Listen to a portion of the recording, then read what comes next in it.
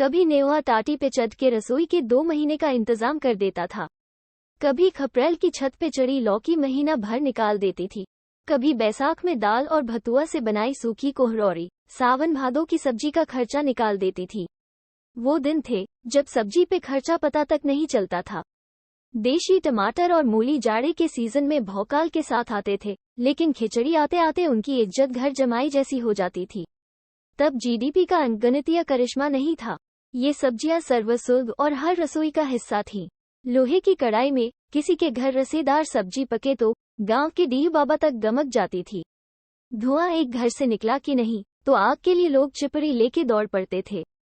संझा को रेडियो पे चौपाल और आकाशवाणी के सुलझे हुए समाचारों से दिन रुखसत लेता था। रातें बड़ी होती थीं। दुआर पे कोई पुरनिया आल्हा छेड़ देता था तो मानो कोई सिनेमा चल गया हो।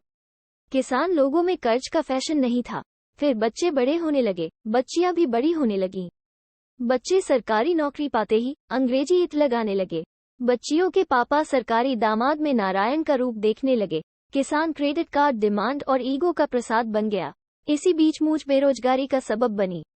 बीच में मूछमुंडे इंजीनियरों का दौर आया। अब दीवाने किसान अपनी बेटियों के लिए खेत बेचने के लिए तैयार थे। बेटी गांव से रुखसत हुई। पापा का कान पेरने वाला रेडियो साजन की टाटा स्काई वाली एलईडी के सामने फीका पड़ चुका था।